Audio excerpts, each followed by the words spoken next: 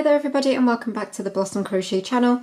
In this video I will be showing you how to make these absolutely beautiful flower hexagons. So you can see I've got quite a few here that I've started joining already.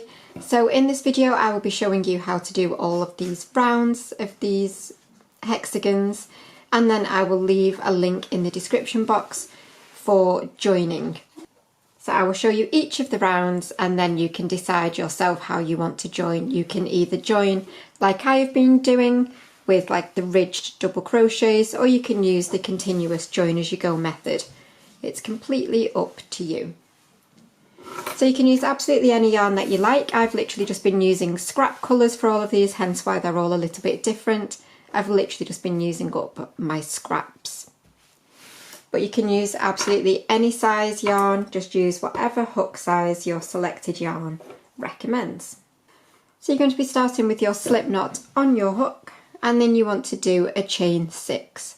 So 1, 2, 3, 4, 5, 6. You're then going to insert your hook into that first chain and slip stitch, so yarn over and pull through both of those loops, and that creates our center circle. You then want to chain 2, which is going to count as your first treble. Again, please do remember I'm using UK terms, so whenever I say treble, obviously in the US these are going to be your double crochet. So we want to do a treble back into that center circle, so you're going to yarn over, insert into that center circle, yarn over and pull up, and you'll have 3 loops on your hook. Yarn over, pull through 2, yarn over, pull through 2, and that creates our first group. You're then going to chain 1 and then put 2 trebles back into this center circle. So that's 1 and 2, chain 1 and 2 trebles, and you're going to do 6 groups. So 6 groups of 2 trebles, so you should finish with 12 trebles in the end. So once you've got your 6 groups of 2 trebles, make sure you do your final chain 1, and then you're ready to slip stitch into the top of that beginning chain 2 to close off this round. So slip stitch into that first stitch that you did. You're going to chain 1 and snip off. Obviously you can do these with as many or as few colour changes as you like, it's totally up to you. So I'm doing a colour change, I'm going to bring in my pink.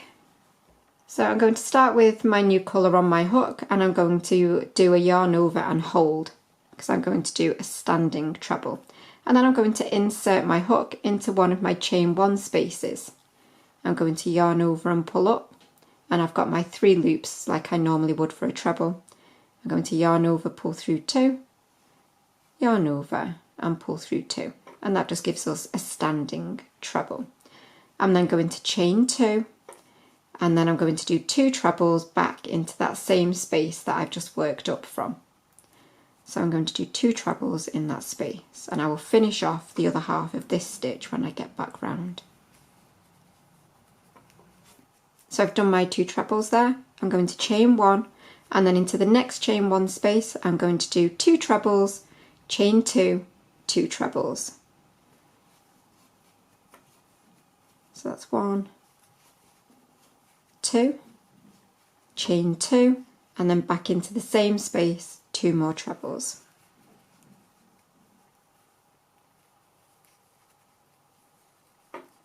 Chain 1, skip to your next chain 1 space, and then again 2 trebles, chain 2, 2 trebles, all in that same space.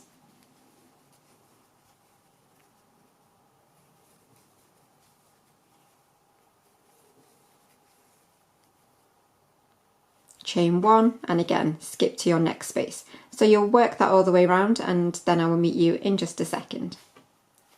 So make sure to do that final chain 1, and then if you remember we started with just the 1 treble at the beginning, so we need to do 1 more treble into this space from the beginning of the round. And then we're ready to slip stitch to the top of that standing stitch that we did at the beginning. So slip stitch to there. Okay, so now if you look at mine, you can see that my first row is done, my first round's in one colour, and then the next 2 rounds are in the same colour because I wanted my petals to be all the same colour. But if you wanted to change colour at this point, then obviously you absolutely can. However, I will be sticking with the pink. So I'm going to slip stitch into my chain 2 space. If you were changing colour, you would literally obviously finish off with that last colour and then attach your new yarn into one of your chain 2 spaces. So I'm going to chain 2, and that is going to count as my first treble, again double if you're in the US. And then I want to do a further 6 trebles into this chain 2 space. So that chain 2 counts as 1, and I want 6 more because I want a total of 7. So that now technically is 2, 3, 4, 5, 6, and 7. So that just gives us a nice little petal shape. And then we want to pull these petals down. So into your chain 1 spaces in between, you will do a slip stitch. So yarn over and pull through both of those loops, and then work into your next chain 2 space and do your 7 trebles. 1, 2,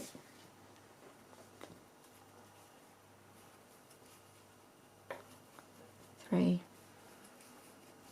4, 5, 6, 7, and then again you're going to slip stitch to your chain 1 space,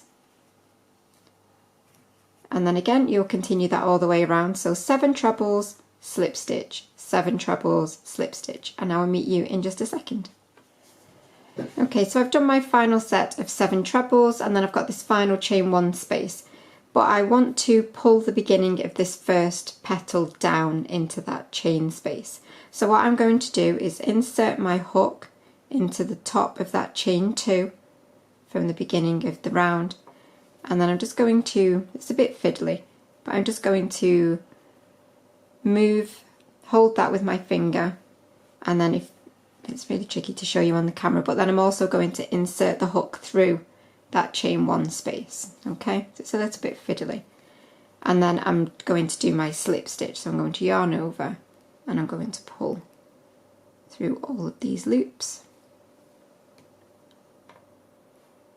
like so, and then you can see that that has pulled that first petal down into that chain space. I'm going to chain 1 because I'm changing colours here. So you can see that that has pulled that down into that chain space perfectly. Okay, hopefully you've been a bit better than me and you've sewn your ends in as you've gone along. But if not, welcome to the club. So now we can start again absolutely anywhere along your petal round, but where you want to start is just after one of your slip stitches. So you can see I've got a slip stitch here, and then I've got this space just after the slip stitch before that first treble, and I'm going to insert my hook. I've got my new yarn on my hook. I'm going to insert my hook into that space just before one of the first trebles, and I'm going to yarn over and pull up, and I'll have 2 loops on my hook, and I'm going to yarn over, pull through both. So that is a UK double or a US single, and we want to do it in between each of our trebles along our petal. So we'll go in between the next trebles, yarn over and pull up, yarn over, pull through both, in between your next trebles. That's 3,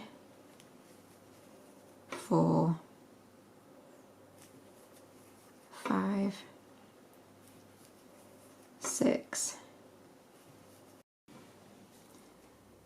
7, and then the last one just before your slip stitch will be 8, and then we're going to work down into this space in between from the row below. So this nice big space here, and you'll just do a spike double. So you'll insert your hook into that big space, yarn over and pull up, or pull it up tall, and then yarn over, pull through both, and that just creates that nice spiked stitch.